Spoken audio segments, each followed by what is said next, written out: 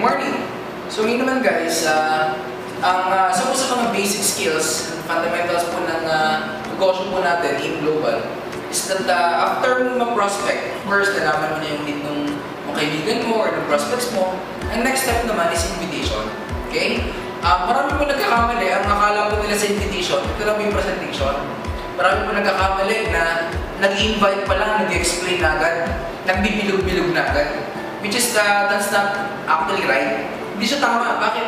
Kasi sa invitation, i-invite mo lang siya kasi the presentation. So, depende probably sa situation. Pero most of the time, most often than not, okay? Kapag nag-i-invite ka, your job is to invite that person to see the presentation. Hindi the point na i-invite mo pa lang.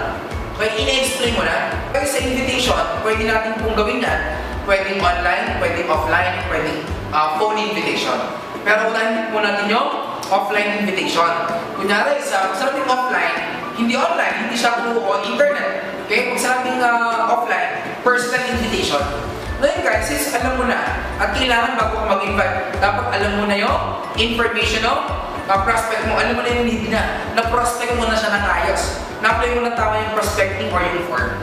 Ngayon guys, based dun sa kailangan nung prospect mo, kunwari nga, yung nag-invite ka or na-prospect mo yung kaibigan mo, way back at elementary days, tapos yung nalaman mo yung nanay na pala, merong sakit. So with that information, pwede mo na siyang invite. And probably guys, after mo siya mag-prospect, ang invitation, normally, it will run out for about 24 to 48 hours. Example, nalaman mo yung mga kaibigan mo, yung nanay niya merong sakit, o maring, friend, na-mention mo before sa akin, tawagan mo kunyari, tawagan mo.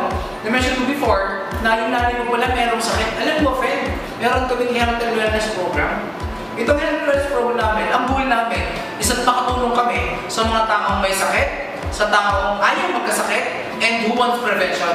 Ngayon pare, since ikaw naman hindi naman iba sa akin, okay? And malapit ka sa puso ko, Mare. Gusto kong ikaw yung unang makinabang sa aming program. Ngayon, Mare, kailan ka ba available?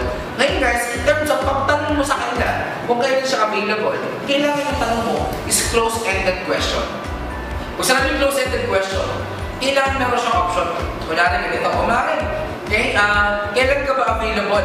Weekdays or weekend? Tama? And normally, kasi pag may option, napapressure siya, nag-trigger siya, magbigay na, sagot. Unlike sa parang kailan ka ba free? Sabihin sa'yo ng kaibigan mo, text na lang kita, tatawagan na lang kita. Tama?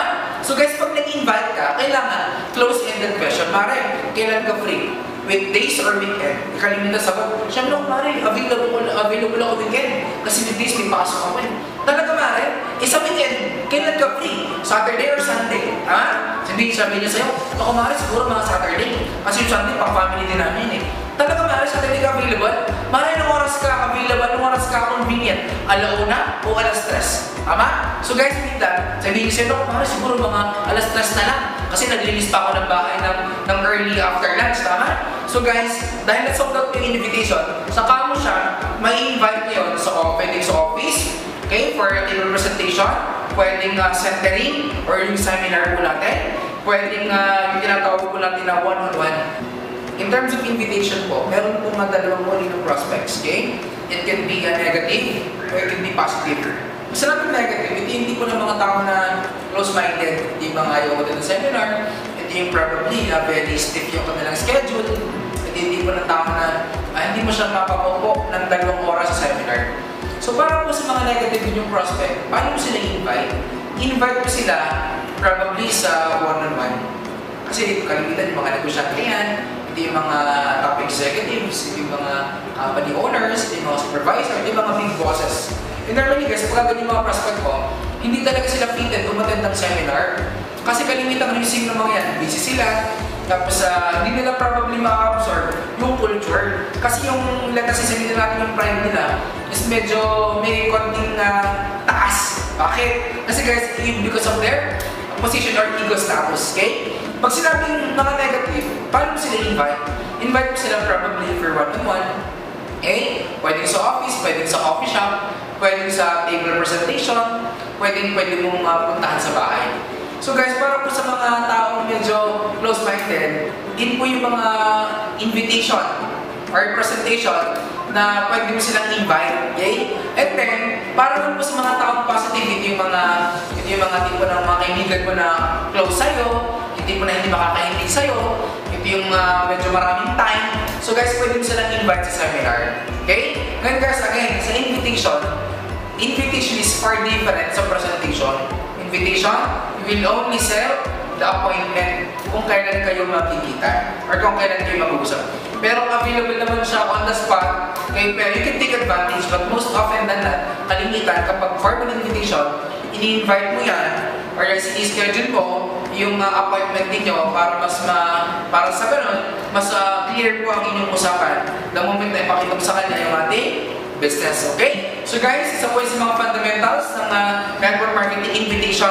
That's the most basic na kailangan mong matutunan. Kasi guys, bakit? Kahit gano'n kang galing mag-present, kahit gano'n kang galing mag-explain, at kung hindi ka naman marunong mag-invite, wala din. Okay?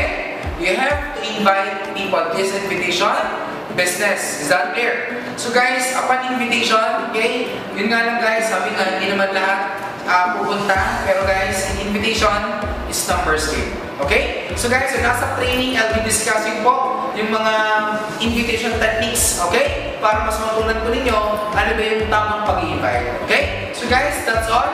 And more power po sa inyo lahat and God bless you.